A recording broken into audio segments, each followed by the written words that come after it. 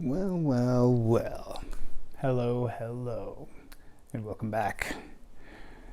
Now, you have arrived at the correct time, but it might not be a great time because you have arrived on an actual dark and stormy night. I swear to you, that's exactly what's happening outside right now. I didn't make that up. Just so happens to be a real dark and stormy night outside. So if you hear booms or peals of thunder or driving rain or any other ominous weathery type things, it's not me. It's just the sky. Nothing to do with me. And since I don't control the sky, we'll just have to read right through it. So, as long as you're okay with that, I'm prepared to go on if you are. And tonight we're going on with Chapter 20, The Heart of Stone. The wolves led the twins and Goldilocks across the dead and deserted land. They walked for miles and miles across the rocky ground, never stopping for anything. The wolves kept a close eye on their captives. If the twins so much as breathed too deeply, they would get a threatening growl. The wolves had confiscated Goldilocks' sword. What did I tell you? The wolves had confiscated Goldilocks' sword and Alex's bag, so they couldn't get to the wishing spell items. Alex closely watched her bag being carried in one of the wolves' mouths. Everything she and her brother needed was in there. Their chance of going home was just a few feet away, and yet out of reach. The twins didn't know if they were more angry or scared. Just minutes before, they had been positive they were on their way home, and now they didn't even know where they were going, or if they would even survive what was ahead. Being so afraid gave them an odd sense of courage. They were being taken as prisoners to one of the most infamous villains of all time. They didn't see how things could get much worse. The area they were traveling through seemed foreign even to Goldilocks, who the twins were certain had seen every part of every kingdom. Her eyes darted around with as much curiosity as the twins did. The land looked different from the rest of the sleeping kingdom. This land didn't seem to be sleeping like the rest of the kingdom did. This land seemed to have been murdered. A decrepit castle finally came into view in the distance. It was made of stone, but looked so frail that a strong wind could knock it over. Alex and Connor knew without having to be told that this was where the wolves were taking them, and somewhere inside, the evil queen was waiting. They reached the front of the castle, and Malemclaw howled. A rickety drawbridge was slowly lowered, and a towering man with a graying beard dressed in several layers of animal skins greeted the wolves. "She's been expecting them," the huntsman said. The wolves guided the twins and Goldilocks over the drawbridge. As soon as the twins entered the castle, they wanted to leave it. All the dust and cobwebs didn't make for a pleasant welcome. The huntsman pushed the twins down a stony corridor, through a large set of doors that creaked horribly, and into a long, great hall. The great hall was empty, except for a few chairs and a small table. Red Riding Hood was tied to one of the chairs, with a large white scarf tied around her mouth. Her eyes were teary and puffy. She was excited to see the twins at first, happy not to be the only prisoner, but then began to panic under her restraints when she saw Goldilocks and the wolves behind them. The huntress stood next to Red, keeping a careful watch over the fidgeting queen. In the middle of the room, facing two tall mirrors, one gold and one black, was a hooded woman. She was very tall and very silent. "Seat them," the woman said, with her back toward them. Without any doubt, the twins knew she was the evil queen. They could just feel it. They had never been so tense in their lives. The huntsman and huntress forcefully sat Alex, Connor, and Goldilocks down in the chairs and tied ropes around their torsos, hands, and feet. "Easy," Goldilocks said, glaring at the huntress, who tripled her knots. "Didn't anyone ever tell you it isn't nice to kidnap other people's hostages?" Red let out a high-pitched cry and mumbled something along the lines of, "This is so unfair." The twins now understood why she had a handkerchief in her mouth in the first place. "We've brought you the twins plus a bonus, Your Majesty." Malum Claw lowered his head in a scornful and mocking bow. There was heavy tension between the two. "Did anyone escape?" the evil queen asked. "Just an overgrown frog and a horse," Malum Claw growled. "Then we don't have much time," she said. "Put the items on the table." The huntsman seized Alex's bag from the wolf carrying it and placed it on the table next to the twins. The evil queen had her own collection of wishing spell items on display here, a lock of golden hair, a chunk of Red Riding Hood's basket, and the other glass slipper. "A deal is a deal," Malum Claw said. "We've brought you the twins. Now give us Red Riding Hood." Red Riding Hood whimpered and said something like, "Why is this happening to me?" through the handkerchief.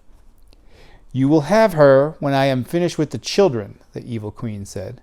"Now, wait outside." "That was not part of our bargain," Malum Claw bellowed, and his pack snarled beside him. "I said, wait outside," the evil queen ordered. Her voice was so overpowering that the twins felt tears form in their eyes at the mere sound of it. "You can have Red Riding Hood, Goldilocks, and the children when I am satisfied." The wolves were infuriated, but they left the hall and waited outside the castle. "Empty the bag," the queen ordered. The huntsman did as he was told. He pulled out all the items the twins had collected one by one and placed them on the table's surface: the lock of hair, the glass slipper, the chunk of basket, the stone crown, the vial containing the fairy tear, the spindle, the jewels, and the knife. "We need those," Connor said, squirming in his ropes. "Why do you need the wishing spell anyway? Don't you have powers or something?" "The only powers I have are the powers of intimidation," the evil queen said. She turned away from her mirrors and looked at the twins. She wasn't the vicious monster they had expected. She was still very much the woman from the portrait in Snow White's palace, but she had been weathered by time and fatigue. Her face was plain, but it was a plainness that had so much potential for beauty had time and circumstance allowed it. Her eyes were dark and bleak. She seemed empty and cold down to her soul. The evil queen walked over to the table and observed all the wishing spell items. She picked up the vial that held the fairy tear and stared into it. "As soon as this tear touches the table, the wishing spell will be mine," she said. Seeing the evil queen near all the items they had worked so hard to get ignited a fury inside Connor. He wanted to go home and wasn't about to let her stop them. If they weren't going to get to use the wishing spell, then neither was she. Connor struggled against the ropes with all his might. It was painful, but he managed to get one of his feet free. He kicked as hard and as high as he could and knocked the vial out of the evil queen's hand. The vial flew across the room. The evil queen's eyes watched it as it soared away from her. "Catch it!" she demanded. The huntsman ran as fast as he could and threw himself on the ground with his hands extended to catch it, but the vial hit the dusty floor inches from his fingertips and shattered. The tear sank into the stone and vanished. The evil queen stared at Connor. Her face didn't move or express much, but the slightest movements made Connor very well aware that she was enraged. "Stupid boy," the evil queen said. She struck him hard across the face with the back of her hand. Connor's whole body shifted with the blow. "Connor," Alex said. "I'm fine," Connor said, slowly lifting his head straight to look at the evil queen. The whole side of his face began to swell. "How long will it take to retrieve new fairy tears?" the evil queen asked. "Days, Your Highness," the huntsman said, getting back to his feet. "The fairy we caught only screamed when we tried to collect tears from her. None were produced. If my daughter left now, she could be back before sunrise, 2 days from now." "We don't have that kind of time," the evil queen said to herself. She promptly turned around and faced her mirrors. "Mirror, mirror on the wall, how much longer till forces invade this hall?" she asked. The reflection in the black mirror became very cloudy, and condensation began to drip down the glass. Connor, look, it's the magic mirror, Alex said. The dark silhouette of a man appeared in the mirror. A low and hoarse voice filled the great hall. This castle offered my queen sanctuary for weeks, but an armada now approaches, led by a frog that speaks. They move quickly in this direction, ready to attack, and they've joined forces with a cream-colored horse and a man named Jack. Jack? Goldilocks said. Jack? Red tried to say. Soldiers are coming, Alex whispered to her brother. Froggy's alive. He got help. Those are probably my soldiers coming, Red mumbled. They're coming to rescue me and slaughter all of you, especially you, she said, giving Goldilocks a dirty look. The evil queen's eyes drifted from the magic mirror to the mirror of truth and watched Alex through the reflection. She stared at her through the mirror, absolutely mesmerized. It was the most expressive the twins had seen her since they had arrived. What should we do, Your Majesty? The huntsman asked. The evil queen ignored him. Her attention was fixed on Alex. Why is she looking at you like that? Connor asked. I don't know, Alex said with a trembling jaw. Everyone knew the evil queen had never cared too much for young girls, and Alex was afraid she would be the next victim to be offered a poisoned apple. Your Highness? What are your orders? The huntsman pleaded. If soldiers are coming, we must leave. No, the evil queen said. I'll be finished before they arrive. Now, I wish to be alone with the children. Take the others to the dungeon. The huntsman was hesitant, but he and the huntress partially untied Red and Goldilocks and shoved them towards the door. Watch it, Gramps, Goldilocks said. Do we get our own cells? Red mumbled. You can't put me in a cell with her. You might as well give me to the wolves. The doors slammed behind them. The twins were left alone in the great hall with the evil queen. Alex, Connor whispered to his sister. I don't want to sound cheesy, but no matter what happens, I just wanted to say, I love you. You're the best sister I could ever have. And the last few days have been the most extraordinary of my entire life. Don't do that, Connor, Alex said, holding back tears with all her strength. You're saying goodbye. Don't say goodbye. We're going to be okay. Soldiers are on their way. They'll save us. She doesn't know which one of them she was she didn't know which one of them she was convincing. They'll save us. Unfortunately, no one can save you now, the evil queen said. So, are you going to kill us then? Asked Alex. The evil queen was silent. She didn't move a single muscle. Why are you doing this to us? Connor asked. Why are you so evil? Ah, the evil queen said. The age-old question, what makes one become who they are? Let me ask you this, children. What makes you not evil? The twins didn't understand the question. They were sure she was playing a mental game with them, but they answered with pride and honesty. We were raised right, Alex said. We had 2 wonderful parents who taught us how to be good people, and we believe good things happen to those who are good at heart. So you were environmentally influenced into being good people. That's precious, the evil queen said. You said you had 2 parents. What happened to them? It made the twins sick to hear her ask about something so dear to him. Our dad died, Connor said. Not that it's any of your business. Was he a good person? Was he good at heart? The evil queen said. He was the best, Connor said. I see, she said. Then he was wrong, wasn't he? Surely a good person would never have had such a tragedy happen to him. He must have taught you a lie. What are you getting at, lady? Connor asked. I had parents once, too. They taught me a similar lie, she said. The twins glanced at each other, hearing this, and the queen saw the surprise in their eyes. Shocking, isn't it? To know that someone like me had parents, had a life, and had loved once, the evil queen said, becoming lost in thought. So if you had decent parents, who screwed you up? Connor asked. Or were you just born miserable? The evil queen's eyes fell to the floor. Much like you two, I was environmentally influenced into being who I am today. She turned her back to the twins and faced her mirrors again. I'm going to tell you a story, children. A story that has rarely been told, the evil queen said. I doubt there's a story we don't already know, Alex said. Oh, you don't know this story, she said. It's mine. Alex and Connor looked to each other nervously. Did they want to hear this story?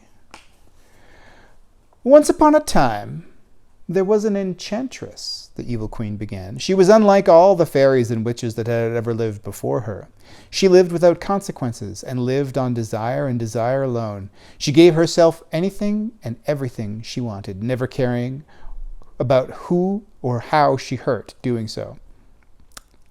Many years before I was born, the enchantress decided she wanted the world and sought it one kingdom at a time. There weren't as many kingdoms to conquer back then, especially after she put Sleeping Beauty's kingdom under the sleeping curse. Very late one winter's night, 2 villagers heard banging on their door and found a young maiden shivering on their doorstep. She was with child and was exhausted from running. She had just escaped from someone or something, but the villagers couldn't ask questions because she began delivering the child right then and there. The maiden died giving birth to that child that night. Despite the mystery surrounding the maiden, the villagers adopted this child. It was a baby girl who they named Evely. Evely? Alex asked, and her eyes grew wide. The evil queen ignored her and continued the story. Evely grew up to be a very beautiful young woman. She was a kind and good-spirited girl, and everyone in her village loved her, especially one young man her age, a boy, named Mira. He was a poet and used to recite poems to her all day long by the edge of a lake a little way away from their village. Evely tried to impress him with her own poems, although they were never very good. She would say to him every day, "Mira, Mira, by the lake, my heart is yours to take." They used to laugh together and hold each other in their arms until dusk every day. The two fell madly in love and were engaged. However, on the eve of Evely's wedding, the enchantress came for her, claiming that she and her birth mother belonged to her. The enchantress killed Evely's adopted parents and took her into the far northeast to this very castle. Evely became just one of her many slaves who belonged to the enchantress. She had very big plans for the newest edition.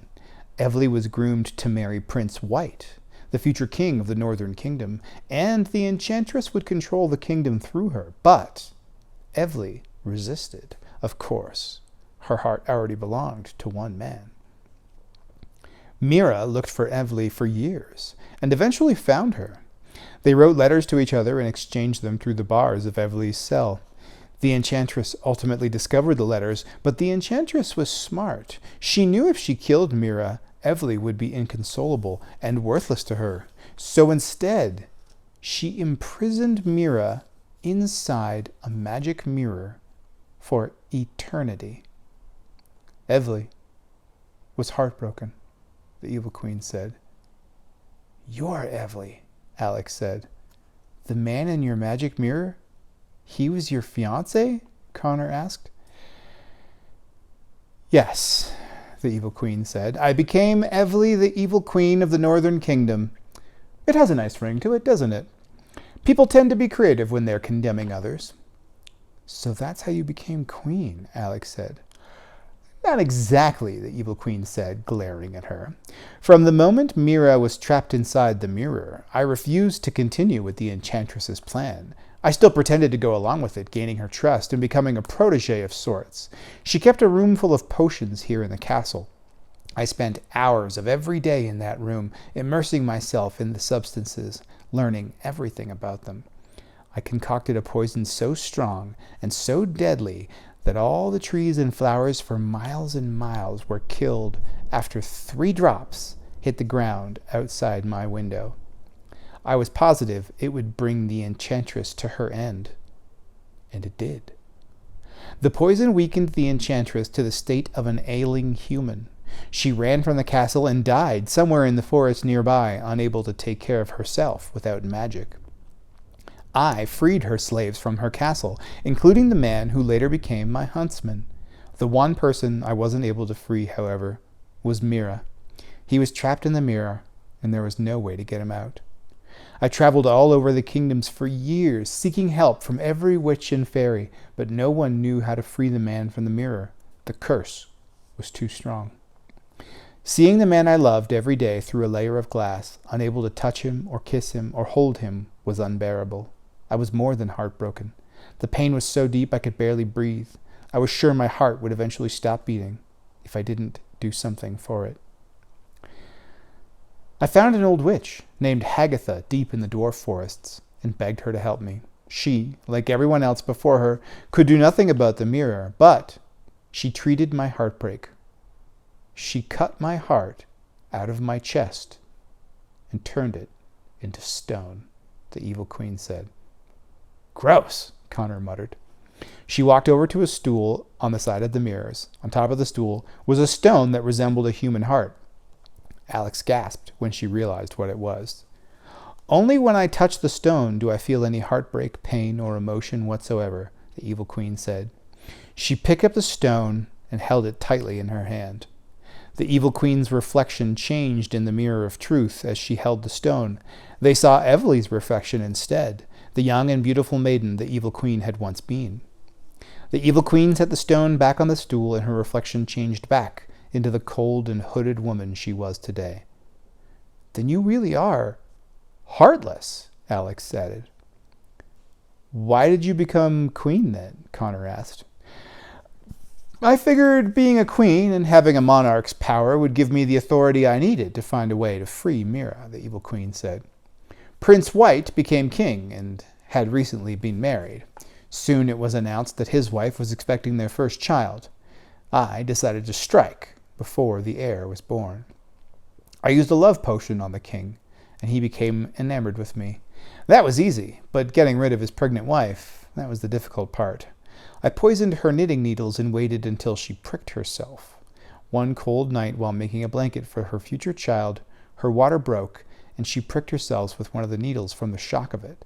She died, but her handmaidens were still able to save the child, and Snow White was born.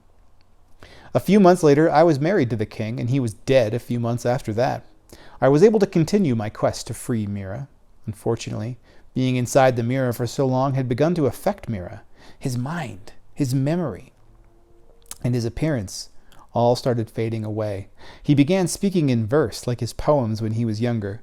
He could see things happening in the world that were miles and miles away, but couldn't remember his own name.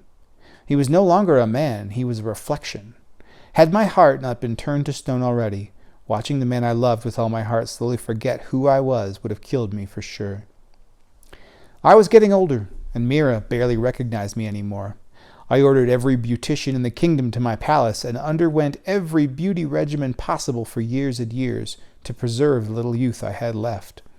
Word of my activities got out, and the kingdom criticized me, saying I was vain and obsessed with beauty. As I got older, so did Snow White. She became more and more beautiful every day. She longed to find some motherly companionship in me, but I had none to give. She used to sneak into my chambers and watch me undergo preservation treatments for hours. One day, Snow White snuck into my chambers while I was away and discovered Mira in the mirror. She looked very similar to myself when I was her age, and Mira believed that she was me. For months and months, Snow White was all he could talk about. My queen is fair to see, but Snow White is far fairer than thee, he would say. He had a new face and name to give all the love he felt for me. I wanted her dead. I ordered my huntsman to take her into the woods and kill her. She escaped, but I tried again and again to kill her myself. I was convinced Mira would come back to me once she was dead. But it was too late. Mira was gone. He faded into what he has become today. My entire life has been spent trying to recover something that was taken from me so many years ago. However, I'll never be martyred for that life. I'll be forever known as the vain queen who tried to kill the poor, innocent, and helpless Princess Snow White, and nothing more. But who wouldn't have gone to the ends of the earth to be reunited with the person they loved more than life itself? Who wouldn't have ripped their own heart out to stop that kind of pain? Alex couldn't stop the tears rolling down her face. There were so many times after the loss of her dad when she wished the pain would go away. She may have turned her own heart to stone if she'd had the option. She couldn't help but see herself in the evil queen, and it was unsettling. I've done many terrible things in my time, but many terrible things have been done to me over time as well, the evil queen said. So, as far as I'm concerned, the world and I are even. But it wasn't you, Alex said. You weren't thinking clearly. If you had your heart, you wouldn't have done all those horrible things to all those people.